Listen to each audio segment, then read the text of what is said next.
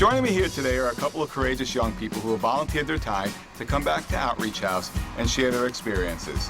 To my right is Catherine, Dennis, to my left is Peter and Nicole. In a couple of moments, they're going to take you for a walk through the program to get an in-depth view of what happens during the course of treatment at Outreach House.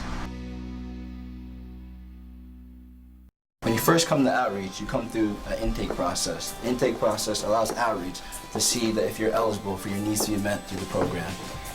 And now over here is the structure board. The structure board explains all of the jobs held by the residents in the house. A coordination crew basically looks after the whole house. When you first come in, you're in orientation for at least 30 days. After you're out of orientation, you go to service crew, which basically cleans the whole entire house. After that, you can advocate, or if there be a structure change, you can change to either maintenance, communications, K crew, also known as kitchen crew, and laundry crew. Before I came to Outreach, I didn't have any structure in my life, and now that I'm in the Outreach House program, I'll be able to learn different tools and traits that I can use in the outside world to seek a job. For me, I stopped caring about things going on in my house, and part of that was material things. Now that I'm home, I start cleaning up after myself and help out around the house. At Outreach, I also learned how to cook. This is my room. I share this room with two other residents. All beds are made the same, with hospital corners and approximately a hand length apart at the top. Over here is a dresser drawer. Everything is kept neat and needs to be organized in almost size order. When we first come to Outreach, each of us are assigned an older brother. Your older brother teaches you the way of Outreach, how the structure works, and things to use to motivate you through treatment. Also, to help you if you have any problems, you can talk to them. When I was at home, I used to never make my bed. I would wake up every morning and just leave my house. The reason being, I thought that, why would I make my bed when I come home and get right back in it? But after my older brother talked to me to make my bed and show me how to do it for the first week, I found that it was very easy and that it was no problem at all. And I should have made my bed when I was at home. It's not just because you want to make your bed, it's the principle of making your bed. When I came to Outreach, one of the main things someone taught me was, if your mirror's not clean, how can you actually look in the mirror and tell yourself that you're okay for the day? So every morning, as well as the other preparations that Dennis showed you as far as fixing your bed, making your drawers neat, making sure your hangers are 2 fingers apart in the closet, you also had to clean your mirror. And one of the main reasons, especially being a female, is because you always want to look nice. But do you really feel good on the inside? And how hard are you looking if there's smudges all over your face in the mirror and that's reflecting back at you? When I came in here, I didn't like that people were telling me what to do, and I felt like nobody really understood how I felt. But after being here for a while, I realized that I had no structure in my life. So all the structure that was provided here, whether it was doing the simplest thing as fixing your bed or being told to do something by someone else that you don't even really know, it worked out, and it made going out into the real world a lot easier. Towards the end of my using, I really didn't go to school a lot. I cut a lot of classes, I disrespected teachers, I didn't really care about education. When I came here, they made it a lot easier for me to pick everything back up.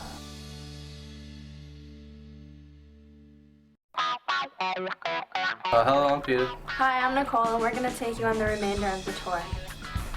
Right ahead here we have the case conference schedule board. Everybody has a case conference, and you have initial case conference and 3-month, 6-month, and 9-month case conferences. You go over like the different problems and solutions and goals that you set for yourself for the next 3 months of your treatment. In the beginning of treatment, you are what's put in orientation. While you're in orientation, it's really about learning all the rules and regulations that you have to follow and abide by. When you finish with that, you take a test, and it moves you up to early treatment. In early treatment, you do a lot of work. You don't have a lot of privileges because it's pretty much like you're still untrusted. In order to get into middle treatment, you have to do all the right things, you have to follow all the rules, and then you talk to your counselors after advocating, and they'll tell you whether or not they feel that you're ready. When you're in middle treatment, you're able to start going home on passes. You get to walk into the hallway and be trusted to take another early treatment resident with you. You're able to do things such as escort somebody on a pass or a medical, depending on how trusted you are. After you do all that, you get into what's called late treatment. Late treatment, you move into a whole different caseload and you get a whole different counselor. and you start going on 24-hour passes, and then you get like 72-hour passes after a while after that, and then eventually you get move-out status, and then you have a graduation, and you go home. And on this board here is the Outreach House School Schedule Board. And this is the schedule of every day, Monday through Sunday of the week. And as you can see, it's very full to make sure that there's no time of us doing nothing, no sitting around, no being bored. We're always doing something, whether we're in school, we're in group, we're having snack, a bathroom break, lunch, meals, cleanups, everything we do as a family and together as one.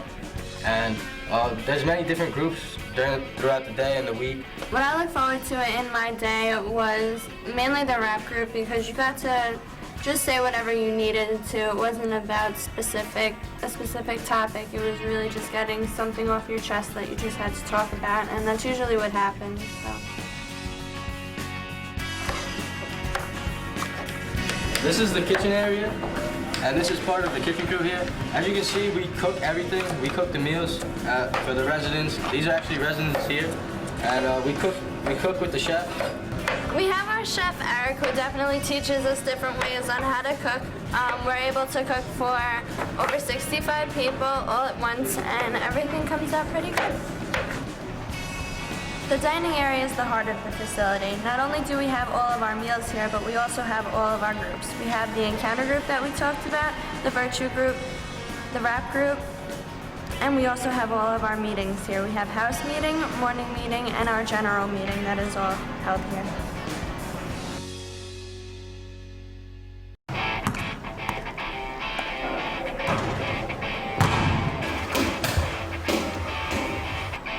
This is the gym area. Over here we have weights for people like me who, when I was stressed out, I used to lift weights and like get my anger out and stuff from being away from my family and like my friends for such a long time. I use the weights to like relieve some of my stress. And over here we have a full court basketball court. It's really fun to play basketball. A lot of people play basketball here, and we really enjoy it. Like, get to bond with each other on the basketball court, and you know, everybody, like, I don't know, we just have a lot of fun, a lot of competition and stuff, and every once in a while we'll have a tournament, and of course the winners like to brag a lot and stuff. So over here we also have handball courts and a pool table. Also in the gym we have the big parties like the Christmas party, the Halloween party, where they actually the parents built a whole haunted house that was actually like really scary. Also for Christmas we had a chorus, and we set up a stage in that corner over there, and Outreach House 1 and Outreach House 2, we sang and stuff, so we had a really good time. This is our Outreach House 2 mission statement board. What it is when you get into middle treatment, you get into a different level. You start to make a statement about what you want to do for the rest of your life. Your mission statement consists of where you were, where you are, and where you would like to be. It's pretty much a word of encouragement for when you leave the facility, because on your graduation day, you're given your mission statement and a plaque to take home with you. This is my mission statement. I am a beautiful young woman who loves her family and herself. I will do anything in my power to keep my head above water and face life head on. I will stay honest with myself, my family, and others. I will pursue a happy life by recognizing my fears and turning them into strengths. As life comes, and when I do fall, I will pick myself back up, because I know that as quickly as I get lost, I can soon find the light again. I will no longer be timid or afraid. I will stay the fun, loving, full of charisma young woman who I have learned to be and love. I am devoted to myself, my family, and my recovery, and will continue to be. I have the inner strength of a lion, and I am as graceful as a dolphin taking on the waves of life. I will stand strong in the present and the future. I am Nicole C. Thank you for taking the tour with us. We hope to see you soon.